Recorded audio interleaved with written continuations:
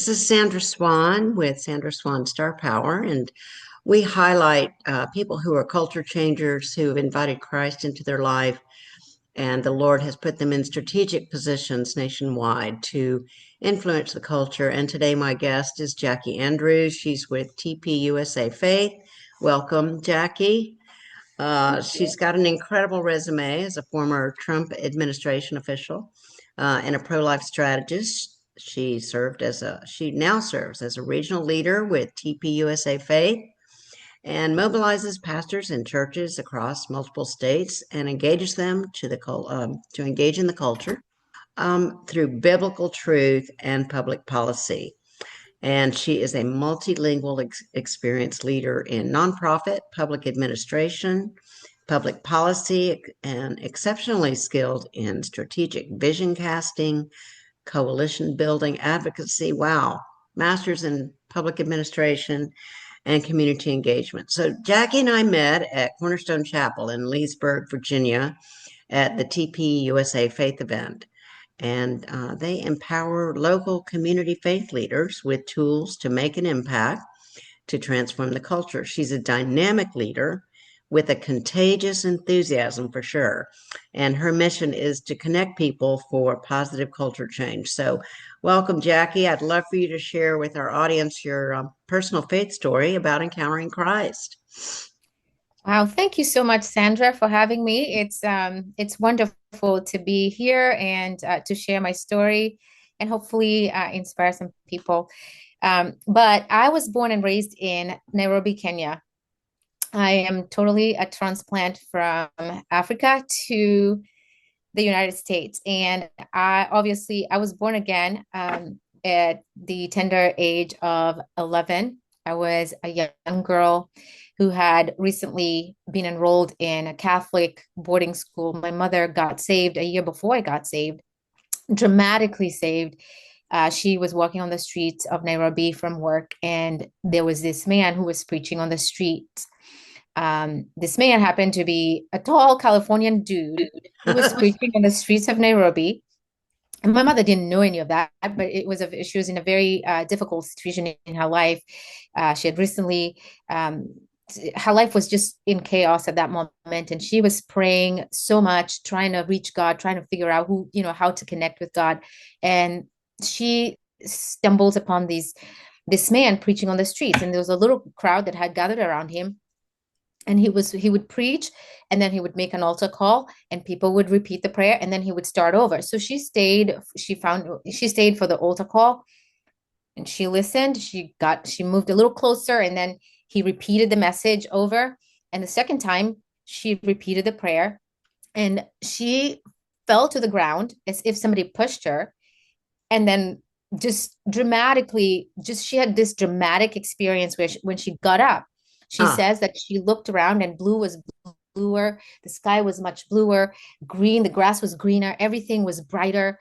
She could see. It's like scales fell off her eyes, she says. This is what wow. she says. So, and then so she connected with a church. Obviously, the guy was preaching, and then I guess he was giving suggestions of where to go to church or whatever. But she soon found a church, and she began to be discipled. And they had these small groups that were meeting in homes. We were in a one room, we lived in a one room house apartment, one room. And Wow. so when I came home, soon after, she found a school for me. So she sent me off to boarding school. Best thing she could have done. As a single mom of five children, I was the eldest, and just trying to figure out how can I get my children educated, because the offerings in the like just in the regular schooling, public schooling there was no hope really in, Mm, and especially if you were poor, you were not going to get a good quality education. And she really mm. knew that the only way to shift and change our family was to get us educated. And so she had tried that before many times, but this time it was like everything was clearer. She found the school and she sent me to this boarding school. It was a good girls' boarding school. And let me tell you, the nuns know how to educate children. You got to give them that. Um, so I came home for the holidays, and there was a Bible study in our house. and all of these people crammed up in this one room house. I was sitting on the bed and they were sharing the gospel. I don't even remember what they talked about. But at the end, they gave an altar call. They said, "Who wants to get saved?" And I put up my hand. Nothing dramatic, got saved. But when I went back to school, I became this radical little evangelist, um, preaching to everybody, telling them that they needed to know Jesus or else they were going to go to hell if they did not receive Jesus. And over the 5 years of me being in that school, it was, before you went into fourth grade through eighth grade, so many people got saved. And it's just so happened, I think a lot of other people, whenever they went home, they got saved or whatever. But I was just this fire engine, and for some reason, the kids believed me. And or believed what I was saying. And a lot of Mm. people got saved. And over the course of maybe 4 to 5 years, we had all these prayer meetings. We were fasting during like before exams, just to pray so we could pass our exams and things like that. We were just, the school was on fire. The nuns didn't know what to do with me. But just not to belabor that point, that's how I really got, because being away from home and connecting with God at a very personal level, because you really learn how to be independent at a young Mm. age. And I learned how to lean on God as a father. And also Mm. my mom would tell, like in Kenya, there's no welfare. So if you're a single parent, if God doesn't provide food, for most families, you're really gonna go without food. If God doesn't heal you, you're really gonna stay sick. Because I mean, a lot of the time, a lot of people at the time had no insurance or whatever. Like there's no safety net. So I learned to depend on God. And Mm. for whatever reason, God was so gracious to me. He allowed me to lean in. And that's Mm. how I just developed this relationship with God as a father. I mean, of course, it That's over the beautiful. course of many years. Yeah. Yeah. Um, and so that's been my walk with God, is to see him primarily as a father, as a provider. I mean, just lots of miracles happened. Um, Going through school, going to high school. In school in Kenya, you pay for school, you have to pay for all schooling. So um, my mom's salary couldn't pay for one of us, but we just went through school, all of us, through miracles, and we saw them happen. Mm. And Wow. so, miracle after miracle, step by step, going to the best schools, really in Kenya, and God helping me, I really got grounded. Like I knew God was my father, and this is his world. And if I have him, I don't have to have someone else advocating for me. God advocates for me. Hmm. And that's kind of like I my love it. personal, yeah. Powerful. Well, Thank let's you. God definitely had his hand on your life, and he put you in some very strategic positions to continue that mission that he gave you here. So, as a result of that relationship with the Lord, what kind of divine coincidences occurred in your life that directed your career to become part of Trump administration, and then from there, TPUSA Faith? Wow. That is, I guess my life has been, as I mentioned, it's really a lot of the times I don't even realize something is happening until after it happens, because I just kind of follow what I sense. This is the path I should take. This is what God wants me to do at that moment. Mm-hmm. And when I came to the United States over 20 years ago, obviously I was already a believer. I was already walking with the Lord for many years, and I had a sense about. Um, I began as somebody introduced me. I don't even remember exactly how that came to view, but obviously, whenever you're pursuing God, He'll put you in places, you hear things, you learn things, and then the things that you lean into kind of make a path for you. And one of the things that really caught my arrested me was the founding of this nation, and how um, the stories from the founding, the stories about the founding fathers trusting in God, and what a miracle um, even the formation of the United States was. So, in the midst of all the cultural wars and all the things that we hear today about, oh, these people were horrible men and this and that, I'm looking for God's story Mm, in every story. So, because history is his story. right. So you could create a story and a narrative, but I don't want to know your narrative. And I didn't even know this at the beginning, like when I started paying attention. It's when I look back and I'm like, this is the thread. I've always looked for God's story in every story, and I'm looking for God's story in the founding of America and the miracle that was that a fledgling 13 colonies of farmers and people just fighting the greatest military power of the day Mm, and winning, and oh, the things that they said, the things that they wrote. So little by little, I'm seeing how um, that God loves his people. God loves people and God loves the United States, but he doesn't love the United States better than he loves America. I mean, the rest of the world. There's a reason why mm-hmm, this nation rose to the greatness that it has enjoyed. And so my pursuit was, how did that happen? How can I position myself and how can I help others mm, position themselves with that mindset that if you lean into God and say, God, show me what to do, how to serve you in my little space, wherever I am, so you mm, could bless the work of my hands. And obviously, one of the verses that early on was God challenged me with was Jeremiah 29. Most people know Jeremiah 29:11, but a lot of people don't know what comes before that. Jeremiah is telling the exiles that when you're going into exile, um, but seek the welfare of the city where I've sent you. mm-hmm, Verse 7. Seek the welfare of the city I've sent you, for in its welfare, and pray for it, for in its welfare you will have welfare. So it behooved me to love the United States and to seek the welfare of the United States and where I was, my state, in order to for God to prosper me, or in its welfare I will find my welfare. I mm, cannot wish bad things on the nation regardless of what is happening or who is doing what.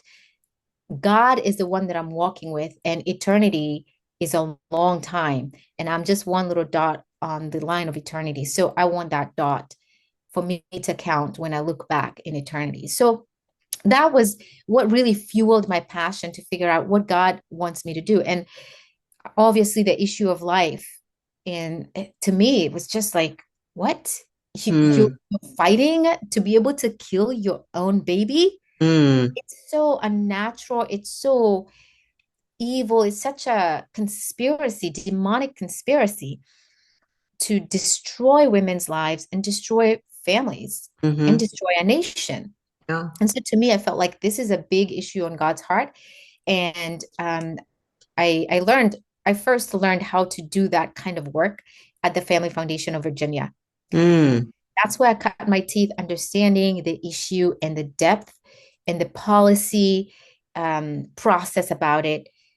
And so worked as the grassroots coordinator there, learned under very seasoned grassroots people and policy people. And that kind of pushed my trajectory into understanding a lot of other policy issues. Because if you mm, understand the pro-life issue, a lot of other things become very, very clear. And once you see what's really happening behind the scenes, when you're in the trenches, you understand better. And I tell people, if you don't get in the trenches, if you're not in the trenches, then you have no right to say anything about anything. First, get in the trenches, do the mm-hmm, work, understand the players, understand what's going on, and then you'll have a better understanding of what is really going on. And it was in 2016 when um, I was leading, at that time, I had been leading a prayer. A prayer initiative at the Family Foundation for 3 years. We had been praying for God to expose wickedness. And God, we had Mm, prayed for a lot of other things, but a lot of things we were praying for had to do with exposure. And God intervened in our nation, especially in our Commonwealth. We were just praying for Virginia and for a lot of, for 5 issues. We were praying for life, for marriage. We were praying for parental authority, and children and education. We were praying for religious freedom. The pastors, we were praying for pastors by name. We're praying for constitutional government, that God would give us leaders that, and we were praying for our civic leaders, our General Assembly members by name every week. And I would send out mm, this prayer alert into maybe to 2,000 people across the Commonwealth who were mm, praying. That's And powerful. then, yeah, and at the beginning, I wasn't, nah, I wasn't, I was like, well, I don't know. Like when Trump got on the scene and there was 17 people on the stage, I'm like, there's no way. Like, I don't understand. He doesn't know anything about policy and the Constitution and all of these things. And then he was the last man standing. Yeah. And I'm like, God, what's going on? What are you doing? Like, help me understand. Open my eyes. And what am I missing? And as I was praying for that, within like a few, literally, I can't even pinpoint what day, but it was a few days. All of a sudden, I had this like overwhelming love for him. It was like Mm, I felt this, like as if this is how God looks at him. He loves this man. hmm And I just had this love for him.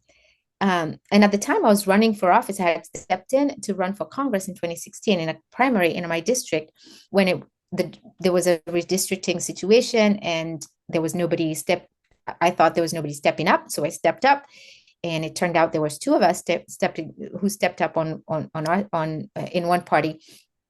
And anyways, going through that process was a very eye-opening process as well.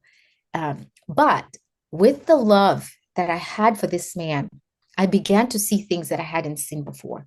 mm, But it was 10 days, or maybe it was 10 days, or a few days before the election of 2016.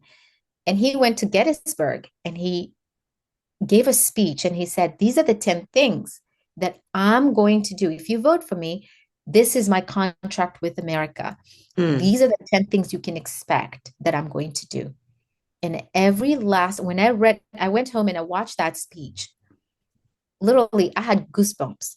mm, Everything he listed were things that we had been praying for as mm, solutions for a lot of the things that I could perceive were the issues that needed to get taken care of, that we needed mm. God to intervene into.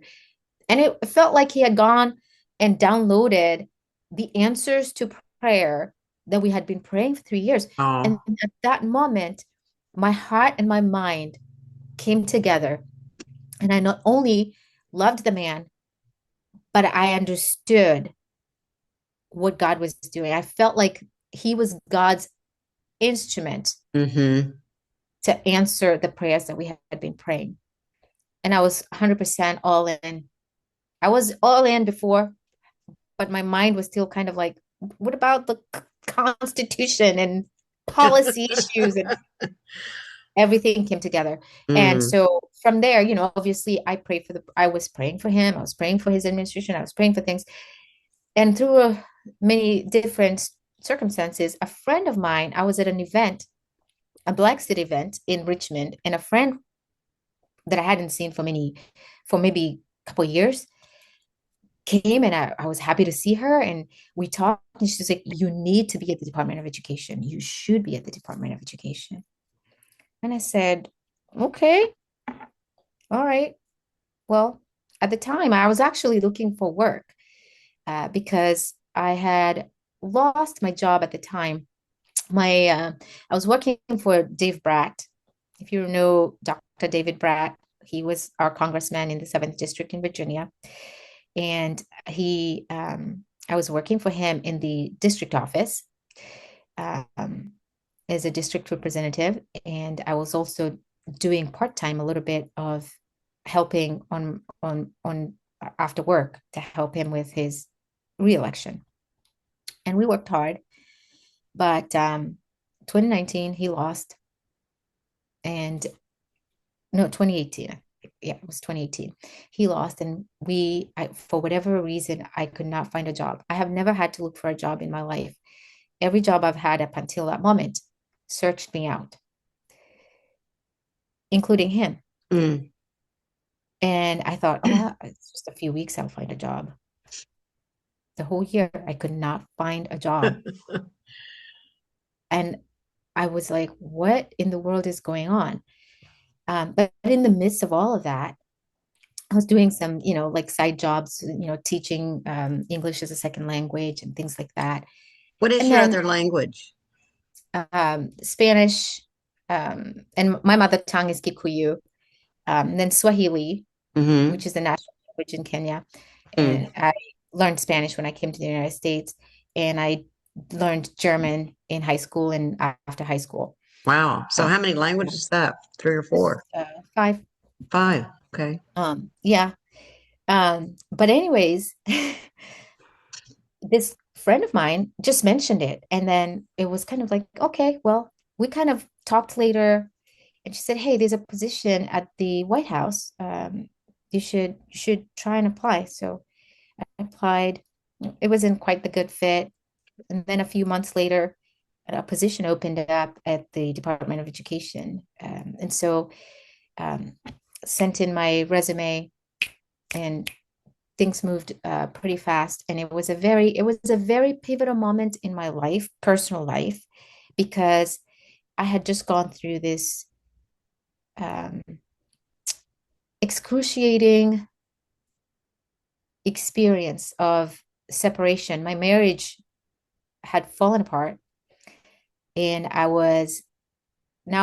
found myself single. I didn't have a, a real job. I had a 3-month gig, uh, which kind of was sustaining me. But then after that, I had nothing. Mm. And I'm here as a single parent now, two girls in private school, depending on me. And Mm. Lord, you're my father, you're my provider. What are you going to do about this? Mm. And it was such a miracle the way everything happened. And it was God is so good. He opened that door right at the right time. Mm. And it was during COVID happened during that, it was 2020. And that's really, it was 2019 all through into COVID. Um, at the end of 2019 is when, no, wait. Anyways, it was during COVID. Most of my work was during COVID. So we would go to Mm. the office like 3 times a week or 2 times a week and work remote the rest of the time. But my time there really allowed me again to see a lot of other things that have informed the way that I do policy work. And I see the lies of the media, the things we uncovered while we were at the Department of Education, and understanding it just made me more grounded in this whole thing about life. Mm. Life is at the core, it's the taproot of all of these other things. Life and education, two things that I'm very passionate about. Mm-hmm. So, being director of outreach and working at the Department of Education, helping the administration um, push out their message to the public. That was such a great privilege and a great honor for me to serve in this way, because I truly and fully believed in this, the leadership of this man Mm-hmm. who God, I believe, had placed in that office to Mm-hmm. save America and to save what's good about America, I agree. the world. Yeah. Yeah. God has greatly used him, and he's putting strategic people like you in these strategic positions. And so you've been through lots of challenges, and your Heavenly Father's taken wonderful care of you. And that is just such a beautiful blessing to encourage other people that God is always in the background working to accomplish his purpose through his people.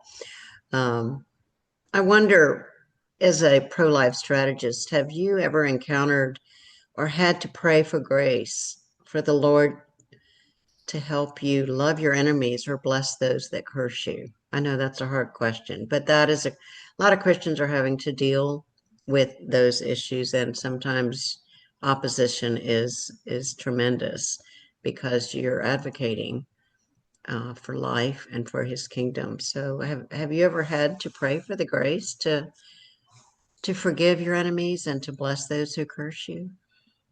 Every day. Every day you're in the trenches in the pro-life movement. If that is not the way you approach things, you're going to burn out Mm, very quickly. You're going to get cynical and you're going to go into some really deep, uh, dark places. And that's why I believe that the Lord instructed us to do that, is to mm, protect us. hmm Have I had to pray for the grace to love my enemies? Absolutely. And to bless those who curse me hmm more than I can count, more times than I can count. In fact, that's actually how it's an essential tool. Let me just say it this way. That is an essential tool, and nobody should go into battle. If you call yourself a follower of Christ that is in the public square or any place, just even in a marriage, Yes. that has got to be the tool that you cannot afford to be without. Mm, Because here's what happens when you don't realize that you are all fallen, the fallen nature of humanity. hmm And but for the grace of God, there go I. Yes. Then you begin to think that, oh, I can hate my enemy. I hate those people. No, there is no room for that. There Mm, cannot be room for that. It's not even a thought, because you see the deception. First of all, like I said at the beginning, is this huge demonic conspiracy, and everybody is a victim of the enemy's lies. Sure, you everybody is free to believe or to reject the lie, and it's something, it's part of, it's a process you have to learn to see that until it becomes second nature. Is, oh, okay, they're just victims, they've been lied to. And a lot of the times, honestly, a lot of the women, like we watched the women with the pink hats at that rally, and they were insulting and yelling and angry. I mean, really, really, really angry. They're hurting. yeah. They've been hurt by abortion, Mm, and they yell and they say, oh, let's shout our abortion. It's because the pain is so great. And they think that if I shout it, if I talk about it loudly and proudly, then maybe the pain will ease up. It's the nature of sin. yeah. The devil convinces you to do something. He says, hmm hey, you should do this. And it looks good to you. And then you do it. And then he steps aside and is like, how stupid are you? How could you have done that? Mm, Look at you. You're so stupid. Now nobody cares about you and nobody blah, blah, blah. And then he sabotages your life. And yeah. that's every one of these victims is going through. And the more, and then the devil will, it's like I said, it's a big deception conspiracy, demonic conspiracy. So I just, once you change your perspective, it's easier. I'm not saying it's easy, but it's Oh, easy to pray for those who persecute you, those who curse you. And at the same time, then you have to find the balance to be able to actually speak the truth boldly yeah. and be firm, even though you recognize that this person is a captive of the enemy, but they need to hear the truth. It's the truth that will set them free. And they may yell and be angry at that moment. You're not doing that to make yourself feel good. I'm doing that because truth sets free. Yes. And I'm here as a pilgrim on this path somebody may cross paths with something that I said at the moment when they were ready to hear the truth. Mm, So my responsibility is to speak. This is all, that's what God, when God was ready to create, he spoke. We are created in his image. We have to speak. And that's part of the reason why the big to do is to try and silence people. mm, So that's the one thing. I will not be silent, mm. but at the same time, I'm I not think there's a speaking. song. What's that? There is I a will not, song. I that's will right. not I be will not, silent. that's right.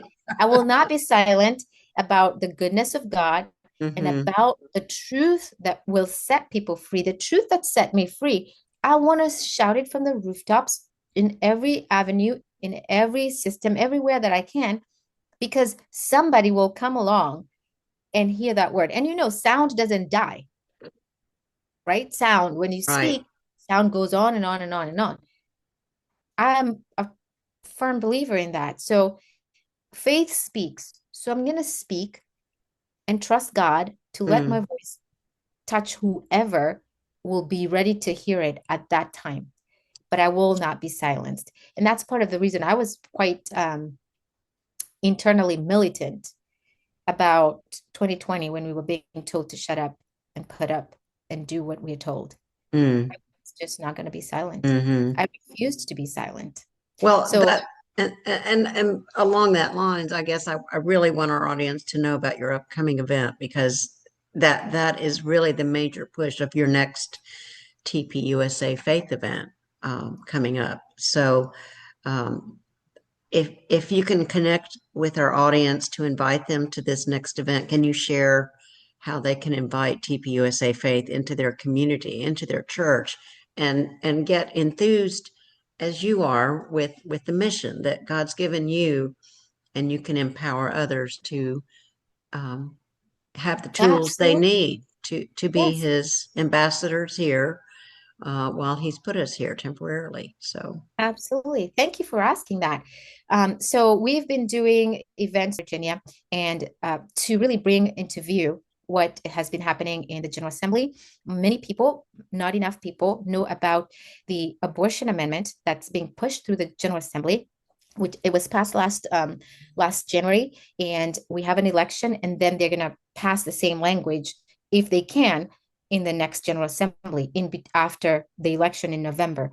And so they want abortion at all, for any reason, at all stages of gestation up until the moment of birth, that's with no heartbreaking. restrictions, unfettered.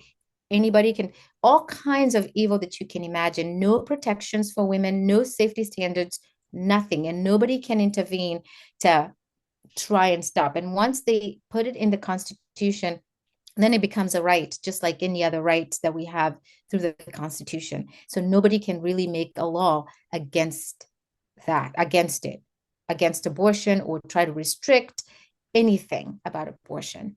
So if we don't want late term abortions in Virginia, if we don't want um, all kinds of evil that is connected with unfettered legalized abortion, then we have to speak up. And that's what this event is about. We have this big event in Fredericksburg, Virginia. It's going to be September 13th, Saturday, September 13th. We start with a pastor's lunch at 12. So please, if you know your pastor can get there, get them there. 12 to 1 o'clock, we have a pastor's lunch. And our keynotes are Pastor Rob McCoy of A Thousand Oaks, California. He leads he's a pastor in California, and actually he is sort of, Charlie considers him his pastor, and he's the co-founder and co-chairman of TPUSA Faith. So he'll be with us, as well as Dr. William Lyle, otherwise known as Pro-Life Doc. They're going to be our keynotes, and we'll have a lot of other speakers. Now, the lunch will just be Pastor Rob McCoy and Dr. Lyle. And then from 1 to 4, we have a public event. Anybody, all believers are invited. We want as many people to join us and to learn, to hear, be empowered, be equipped, be inspired to go out and actually do something to Mm, stop this culture of death that really yes. is seeking to engulf our Commonwealth. And we have to be, all of us have to, all hands on deck to stop the culture of death. So we're inviting you to Grace Church of Fredericksburg on September 13th. And Is there a we website people can there go is to there is a get? website. I will share with you the flyer, and you can post it. Well, I will definitely do that and we'll get the word out. That's coming up pretty soon. 13th of Yes, September, yes. One more Fredericksburg, weekend, and then it's Virginia. it. All right, we'll do that. Well, thank you, Jackee. This has been incredibly, enthusiastic, just a wonderful gift to hear how God has moved in your life and placed you so strategically uh, in places of responsibility where you can do His work. And we'll get the word out about this event as well as TPUSA Faith. And God bless your ministry. May the Lord make His face shine upon you and give you great peace, give you His protection. And thank you so much for being our guest today on Sandra Swan Star Power. And we'll put this out on LinkedIn and on YouTube, and then you're welcome to share it with anyone. So again, this has been such a joy, and thank you for being obedient to His call on your life. It takes a lot of courage and faith and patience, and you're truly one of His shining stars that are sending forth the light of Christ into the culture. So thank you. Thank you so much, Sandra, for having me. It's been such a pleasure. Um, and I hope that we continue to learn more about each other. So that's such a blessing. Thank you so much. You're so welcome, and we'll do another interview coming up about your next event. So, Okay, thank you. all right, thanks so All much, right. Jackee. Bye God bye. bless you.